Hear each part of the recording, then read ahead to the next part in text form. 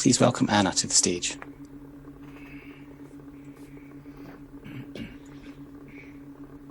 Hello, fellow Toastmasters and most welcome guests. I am delighted to be evaluating our stand-in speaker tonight, who had less than 12 hours to prepare for his speech. But then, because Kevin is such an experienced Toastmasters anyways, he probably had 5 backup speeches up his sleeve. So I'm really looking forward to his speech tonight. So Kevin tonight he didn't have any personal objectives other than that he wanted to educate people on a subject that he finds really interesting. So he's going to be sharing something that he's passionate about. And also he wants to spark interest in the audience with what he will be talking about.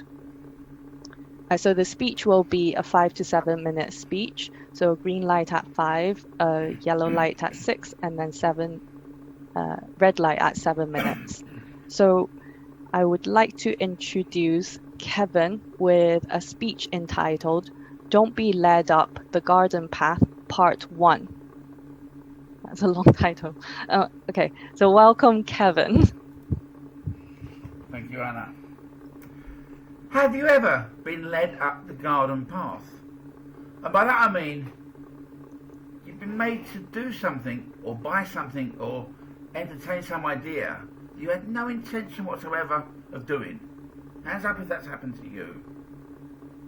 Yeah, I think it's happened to most people really. And there are actually, based on science, there's a book here that I read many years ago called Influence.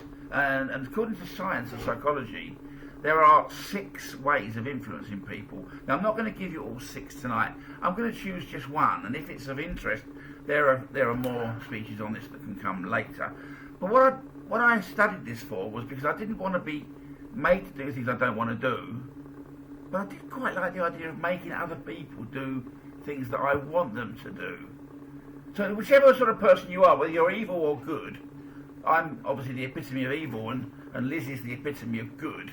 So if you're somewhere in between, this is going to be for you, I hope. So I'm going to take the first one. The one I'm going to take is the foundation of all civilized human society. So nothing really big then at all, but it is actually the foundation of all civilized human society. And that's not me that's saying that, but it's what I certainly believe. If you read what 2 eminent anthropologists have said, Lionel Tiger and Robin Fox they're called, their statement was, "We are all human because our ancestors learned to share their food and their skills in an honoured network of obligation." An honoured network of obligation. I'm going to talk to you about reciprocity or reciprocation. And in its normal form, it allows society to function in a nice way, a good way, and a way that just lets us live with each other. For instance, when John and I go out for a meal, we do several things. Sometimes John pays for the whole meal. Sometimes I pay for the whole meal. Last time we went out, I paid for the drinks and John paid for the meal. But it worked out. He paid for one thing and in return I paid for the other. Neither of us felt that there was the equation that was unbalanced. The reciprocation, the reciprocity existed. And it allowed us to function in a civilised fashion. Now that person that you go out with for a drink, and he never stands his ground, or she never stands her ground, you soon really lose respect for, and they don't get asked out again. They're not being part of society. This is where it stems from. And this is the good part. This is the Liz part. This is the part where people are kind and generous and loving. But then you get the heinous people, like me, that would use it to make you do what you want. And we'll come to that in a minute. But this is actually, it's endemic in all societies. Apparently, this reciprocity exists in every human society on planet Earth. And I'm told, I'm not even a linguist myself, but I'm told that the words "I'm obliged" exist in all languages, or something similar. So the linguists among you may know that, I'm obliged to you may be in most languages. I only know in English because I'm not really a linguist.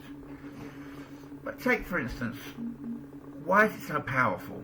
Let's think back. Have you ever received a Christmas card from someone that you haven't sent one to yet? Do you immediately go to your box, take one out, quickly write one, scribble it, put it in an envelope, put a postage stamp on, put it in the post box, because you can't receive without giving? Certainly my mum and dad used to do that. I don't really send Christmas cards, but you know, that's what they do. If you're invited to a birthday party, when you have a party, you probably think, well, who's the party I've been to? I better invite those as well and complete the loop. And you sometimes get a gift from a company. Now we're getting the heinous side. Sometimes you get a gift from a company and you want to give them something back, and sometimes you give them a contract back. I remember some years ago, quite a long time, I was walking along Hoddesdon High Street, and someone came up to me in the street, no social distancing in those days, and they gave me a pen. Out of the blue, they gave me a pen. Would you like this pen? And I was like, a bit shocked. I said, oh, I just took it without actually realising I was taking it. And I took this pen, and then they shook a box and said, oh, could you give a donation to the charity? And the pen probably cost 5 pence. But I put £1 in the box at least. And so they used reciprocation or reciprocity to gain an advantage. Now, a gift from a company, if you I give away pens and different things, and in the hope that means that the company will feel obliged to buy something back from me, and it works. It works, and this is what people have been doing in business for years. It was interesting. It reminded me of this. Just a few days ago, I was watching The Big Bang Theory. Has anybody watched The Big Bang Theory? It's a comedy from America about these scientists. And it's interesting because this must be known by lots of people. Probably a lot of you know this. There's an episode where one of the central characters, Sheldon, just about Christmas time, Penny lives opposite him in a different apartment, came across and he said, what's that gift? Oh, it's a gift for you, Sheldon. And he said, oh, you can't give me a gift. Oh no. And so he had to rush out and buy her a gift. Now he wanted it to be of equivalent value. And he didn't know what the value was, so he bought about 10 gifts of different sizes so that he could choose which one would be the right value and take the other 9 back. That was his plan.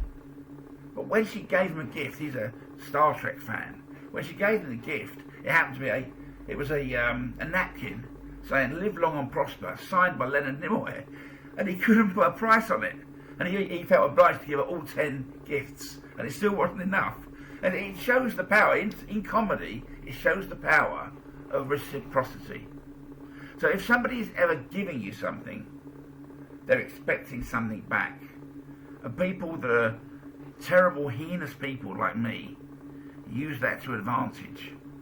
Be very careful. So that's the point. Let's not get you led up a garden path. The call to action here is, this is only one of 6 possible speeches. If any of you want to have the other 5, we can schedule them in over time. But the call to action on this is, be aware of what's happening to you.